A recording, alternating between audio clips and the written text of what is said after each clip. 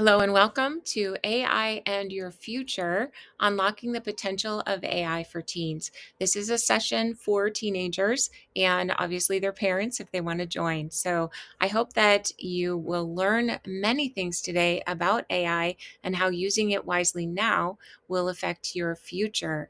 So, who am I? I am Debbie. I'm a ministry wife of almost 33 years. I'm a homeschool veteran. We homeschooled our three children, and I'm also a Grammy. I love that. A business owner, a writer, and an English teacher. So you might think as a teacher that I am against using AI, but I'm actually an AI advocate. And I'm working really hard to educate families on how to use AI safely and effectively. So let's get started. What will we cover today? We're going to talk about using AI safely. What are some key practices for using AI? Some best ways to learn AI and uses for AI in school and in career prep. And then we'll have a few best practices for AI use at the end.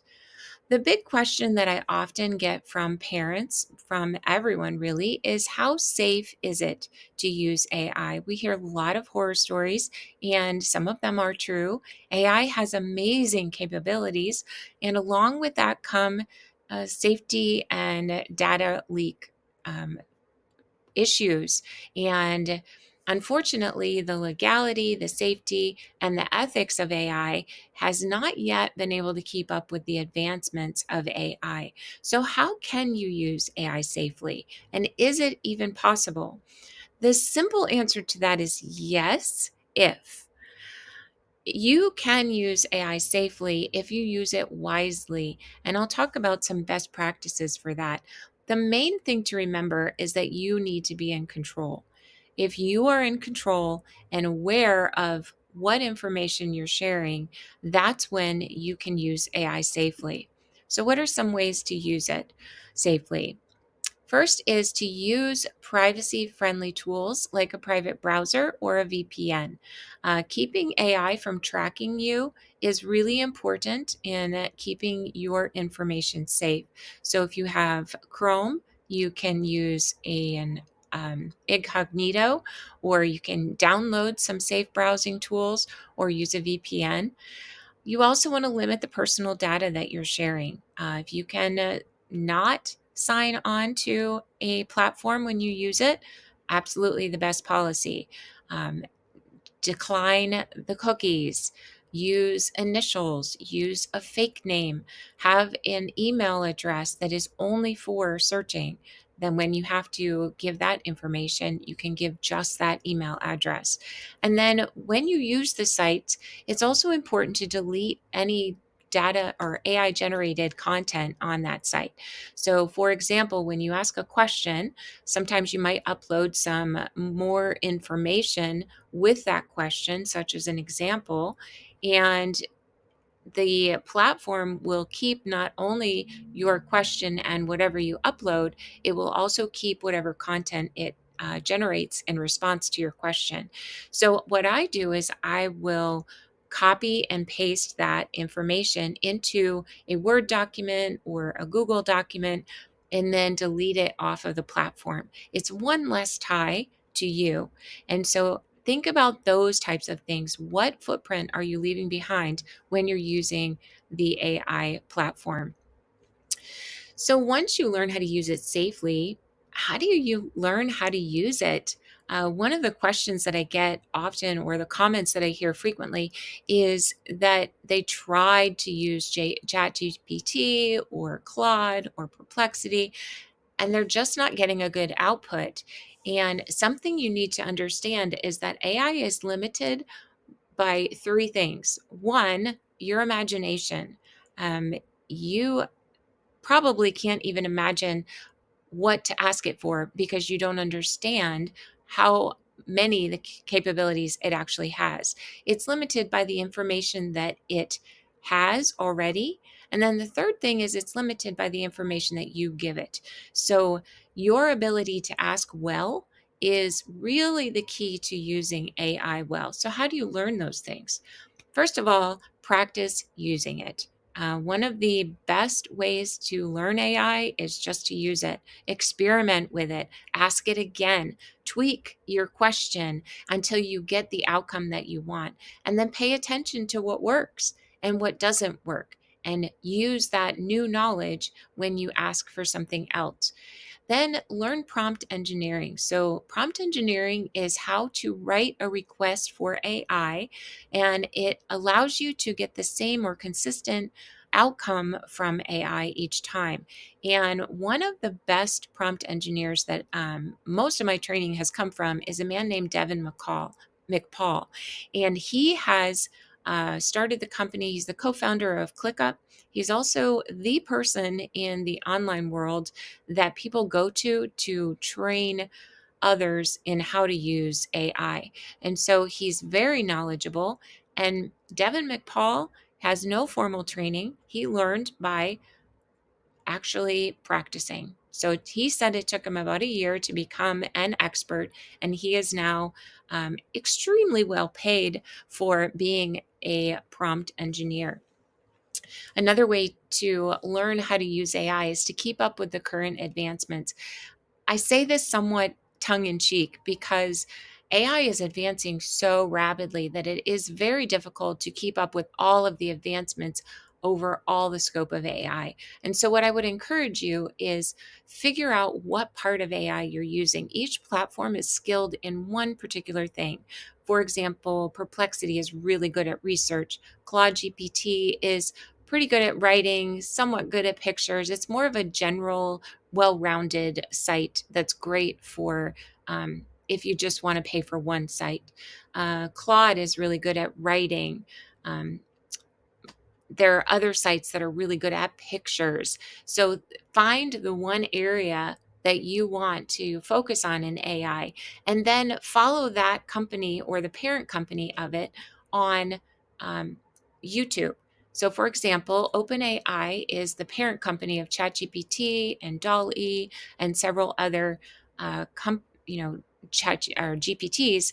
And if you follow OpenAI, every time they make a new release or an advancement in one of their products, they'll put a YouTube video out about it. So look for resources like that, go to the source and learn about AI through those sources. Another really great source is AI for Business. This is a Facebook group that I follow. They do have an email that you can sign up for that they will often give information about new updates in the AI world. Now, they do focus mainly on business, and I will warn you, they use a lot of terminology. It's kind of like a new language that you will have to learn, just like computer language. But they are very knowledgeable and very helpful in keeping up with what's current. So find the sources that work for you. And once you know a little bit about using AI, start using it in your life. So, what are some ways that you can use it in your life? First of all, in school. Now, I know this is kind of a hot button issue because as a teacher, I understand that many teachers are concerned that students will and do use AI for writing papers and completing projects and doing work that they should be doing themselves. And I really want to encourage you to think twice before doing that. First of all, it's cheating, but also because it is harming you. You are going to lose the creative edge that you have right now if you allow AI to do the hard work for you. And so, what I encourage you is to use AI as an assistant, use it as a coach, not as a crutch. And you can use it for school, but use it wisely. So, one of the ways that is really helpful in school is to use AI for research. Most of the time, most of my students go to Google. We all do, right? That's what we're trained to do. Go to Google, ask Google a question, and then weed through the pages and pages of responses trying to find the right answer. But there is a better way. Perplexity is a phenomenal site for gathering research information. When you ask Perplexity a question, it searches all of the same sites that Google searches, and it searches Bing and Reddit and college, university publications and government publications and all of the information that it has access to. And it takes that information, finds the answers to your question, and then compiles those answers into a very succinct, organized answer for your question. So you no longer have to search through pages and pages and pages of Google. You can get the information that you want in a much better way using Perplexity. Another way is using it as a writing assistant. Now, notice I underlined assistants because, again, I'm a writing teacher, and I know that it is really easy to go from using AI as a tool to being tempted to use it to do the work for you. And I really encourage you not to do this. You can use it for writing in ways that are helpful and not damaging. And one of those ways is using a site called Grammarly. It's really good at helping you to find grammatical errors or spelling errors. It also is good at checking for plagiarism. And you can use sites like Claude or ChatGPT are really good at giving feedback. So what I tell my students to do is upload the writing assignment requirements to the website, whichever one you're using, along with what you have written yourself, and then ask AI to give you feedback. Did you meet the requirements of the assignment? Yes or no? So if it says no, then you can ask it for more specific information, not pointing out specific areas in your paper, but just giving you general responses like you need to add more evidence for your claims or something like that. So it will give you general help with your paper that still allows you to be doing the work. Another really fun thing to do with ChatGPT is have it help you with test prep. So if you have the Pro account, you can get the app on your phone and use talk to text to actually communicate back and forth with ChatGPT and have it ask you questions on whatever chapter or quiz that you're preparing for. And you can also ask it to prepare flashcards for that same material. Most of the curriculum that is widely used is available online for ChatGPT or Claude or whichever one you're using. So you can just say, I'm doing this chapter in this textbook, and I need help preparing for the test for this chapter on this topic, and it will help you to prepare for the quizzing or create flashcards in a PDF that you just have to print out and use yourself. So think outside the box for how you can use AI as an assistant or as a tool to save you time and to help you be more prepared in your schooling. Another way to use AI is for career prep. If you have a career in mind, something you're moving toward, ask AI for ideas of how you can start preparing for that career now. What are ways that you can, what kind of skills can you learn? How can you learn those skills? And use it as brainstorming for ways that you can really stand out in your future field. Use it for portfolio creation. Canva has a great free tier that is very good at developing portfolios and developing videos, doing all of that kind of face forward work that you need to have really looking good in order to apply for a job or a college. And then interview practice, the same way that you have it ask you questions for your quizzes or your tests, have it prompt you for mock interviews. And so you can practice and then have it give evaluation on your answers. These are ways that you can use AI to help you prepare for future careers. So there are some ways that you can, other ways that you can prepare for an AI future, and that is learning some skills that will help you with AI, but will also help you to really stand out in your field. The first is adaptability. As I said, AI is changing so rapidly. The things that are common right now, as I'm creating this video, are going to be outdated by the time the video is shown. So you need to be able to learn how to learn.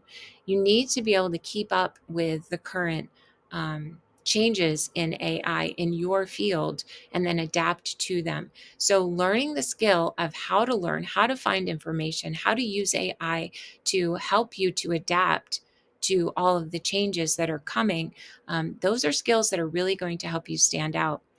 Communication is another one. I talked about prompt engineering, and the best way to get AI to do what you need it to do is to ask it specifically and clearly. So, being able to articulate your ideas clearly is a skill that is absolutely necessary and will be required in future careers. Creativity. So remember that AI helps, but your ideas are the star. And I do want to encourage you, the more you use AI to do the hard work for you, the more creativity you will lose. So keep that creative edge that you have. Keep the ability to think for yourself and do the hard things yourself. And that's the skill that's really going to help you shine in your future career. And then emotional intelligence. So obviously, AI is never going to replace the human intelligence, the human emotions, and being able to work well with others and show empathy and help others succeed. Those are things that are going to also help you stand out in your future fields. So, a few reminders. AI should make you smarter, not lazier. Don't use it to do the hard things for you. Use it as a coach, not a crutch. Creativity, if you hold on to that creative edge that you have right now and you combine that with AI, you will unleash unlimited potential. The absolute sky is the limit with being able to think creatively and know how to use AI. You really open up so many opportunities in the future. But your tomorrow depends on your today. So if you're using AI as a crutch, as you're using it to do the hard things for you, you will lose your creative edge and you won't shine. You're just going to be like all of the other students that are using AI to do the work for them. So I encourage you to use AI wisely and use it also safely. So in um, my I guess your handout today is a safety checklist for using AI. So you can download this at dbhockman.com/AI gift. And this just gives you a really in depth look at how to use AI safely. And I do hope that you will use it. Using AI safely is one of the things that I'm really adamant about, that I really feel strongly about, because it has capabilities that are so far beyond your imagination. And those capabilities are developing sometimes by the minute. And in order to use it safely, AI safely, you really do need to understand and grasp the capabilities of it. So I hope that you will download this. I hope that you will think about what I have said about using AI as a coach and not a crutch. I hope that you will retain your creative edge and learn how to use AI well so that you can really shine in your future career. Thank you so much for joining me today. I hope that you have learned lots of interesting things. You can check out my website, dbhockman.com, where you'll find a lot more information about AI and other resources for homeschoolers and for parents. Thanks again.